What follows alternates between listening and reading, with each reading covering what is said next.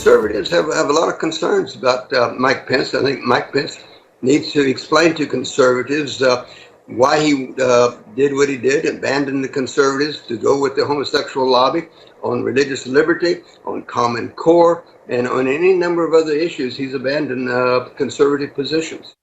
That's my old friend, outspoken conservative political commentator Richard Viguerie on this program last night, taking issue with the selection of Mike Pence as Donald Trump's running mate. For more on this, let's discuss it with our panel. We welcome in via Skype presidential historian Craig Shirley of Shirley and Bannister Public Affairs. Craig, of course, the author of The Last Act, The Final Years and Emerging Legacy of Ronald Reagan, and also with us, the director of the Keenan Center for Entrepreneurship and Ethics at his alma mater, Lemoyne College, John Zogby of Zogby Analytics. Of course, John is the author of the bestseller First Globals. As always, gentlemen, we appreciate your time here on Newsmax Prime. And given the current divisions in the conservative movement between the Republican establishment and the grassroots conservatives, even to have a guy like Paul Ryan speak out in favor of a Trump-Pence ticket yesterday before it was announced, it leaves some people a little uneasy. At any rate, here's Speaker Ryan. It's no secret I'm a big fan of Mike Pence's. We're very good friends. I have very high regard for him. I hope that he picks a good movement conservative. Clearly, Mike is one of those. But there are other good people that he's considering as well. And I, just like you, don't know what he's going to do, and I hope he makes a good pick, and clearly that would be a good one. Paul Ryan, who enjoyed more popularity back in 2012 than he does now as House Speaker, endorsing the selection of Donald Trump. Craig Shirley, let me get your thought on this. What does Mike do? Does it keep the, quote, cruisers in line or welcome him into the tent? I would, that's a great question, JD. I think he needs to meet right now with as many conservatives as he can gather up, get on as many conservative websites, be proactive, talk to as many conservative talk show hosts, talk to Newsmax in the days and hours before the convention and during the convention. He has got to reassure in a way that Donald Trump hasn't, wavering conservatives who are deeply concerned about this convention and this ticket. Richard Viguerie is absolutely right. Mike Pence is not the conservative that everybody thinks he is. He's not a Reagan conservative. He's not a movement conservative. He's more a situational conservative. So he's got his hands full, and he needs to reach out now, be very, very proactive. Well, I will say this to my old colleague in the House. We appreciate your invitation, Craig. We'll extend it personally. Brother Pence, here's your chance to come talk to conservatives. Let me go to John Zogby for a second. John, Indiana is not exactly an electoral college vote hotbed. So when we take a look at this, what does Governor Pence bring to the ticket to help Donald Trump with? Well, he brings a good reputation and stability. He also is in the heart of the Midwest. Indiana's a bifurcated state, but it's next door to Ohio. It's close to Michigan. There's a lot of Indiana that's a tad like Pennsylvania. So there's a Midwestern cred and sensibility that I think he brings to it. But, conservatives, were disunified long before Donald Trump came into the picture, are now Mike Pence as a running mate. And at some point, conservatives have to ask themselves the question, do they really want to win, or do they want ideological purity? The ideological pure seldom get elected, and it's very narrow, the opportunity. The only potential is that it appears that Hillary Clinton is so bad right now. Well, that often is the dynamic in these presidential races, but your wisdom and counsel is very much appreciated. Craig, let me get your take on the so-called Never Trump movement. The GOP Rules Committee decided against the Never Trumpers. We're not going to have that conscience clause or that change at the convention. Does that, in essence, make the Never Trumper contention the never was entity?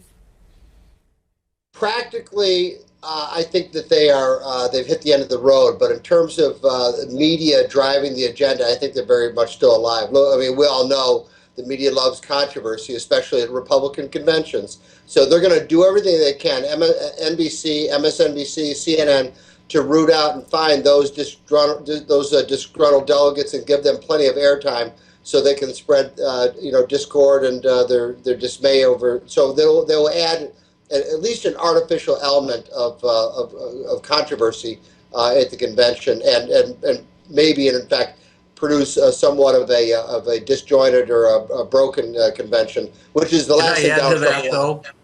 Go right ahead, Sure. John. Yeah, traditionally conventions are supposed to be love fests. There's supposed to be some sort of unity that emerges. Remember, Republicans already have a registration deficit, an electoral college deficit, a demographic deficit. It's not going to be hard to find disaffected voters who are anti-Trump in Cleveland, let alone the anti-Trump folks who aren't even going to Cleveland, who are running for re-election or running for election in tight races. And so, this was a boost to Donald Trump, and he breaks all the rules anyway. I'm only talking as somebody who understands the normal rules of engagement.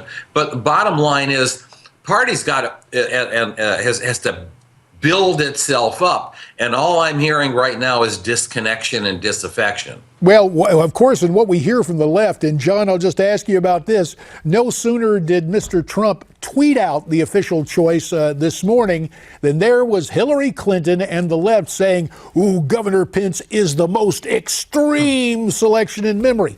Can't the left think of another word besides extreme? Are they going to really be able to sell that? I don't know, but no. Since they are going to have a very difficult. Hang on, Craig. Let John. Then I'll give you a shot, Craig. Go ahead, John. If they're going to have a difficult time selling Hillary Clinton in a positive, proactive way, then you're going to hear a lot of negativity coming from the left, and so you're going to hear extreme. You're going to hear nutty. You're going to hear clownish. You're going to hear as many negatives as possible. I don't know in the final analysis if it's going to work. I think her campaign is in a free fall right now. Well, let me go to you, Craig, because it's kind of the Alinsky lexicon, extreme, to isolate, to belittle, and they're using that language against Pence. You said, can they find another word? The answer is yes. If they add the suffix, they can say extremist, not just extreme. Yeah, so they can build on word power, extreme, extremist. And exactly. I used to say when I'd get in that kind of thing, I'd say, no, what you're missing is what I say makes extremely good sense. But anyway, those were campaigns in yesteryear. Now, let's turn to the situation in Cleveland. Homeland Security Secretary Jay Johnson sat down before the Homeland Security Committee yesterday to talk about the risk, first in Cleveland and then in Philadelphia at the two major parties' conventions. I think we have to be concerned about things getting out of hand, very definitely, but there will be a lot of security and a lot of preparation in place. So I'm a little cynical. Craig, will there be the same kind of security in Cleveland that they'll see in Philadelphia? 20 seconds. Yeah, I think so. I certainly hope so. I think there's more of a chance of violence in Cleveland than there is in Philadelphia. But let's face it, tensions are heightened all over the world and in the United States. So let's hope and pray that nothing befalls either the Republicans or the Democrats. Last word to you, John Zogby, 20 seconds. Look, one guy in a truck can wreak an enormous amount of damage. But yes, there's going to be heightened security in both places. And, God help us. I don't know what happens. Well, that's what we have to do. Remain vigilant and continue to operate in a free society. And that includes our methods of political expression. We thank you two for your political expressions. Craig Shirley and John Zogby tonight via Skype. When we come back, Donna Rice Hughes and the dangers your kids face on the internet. That's straight ahead, so stay with us.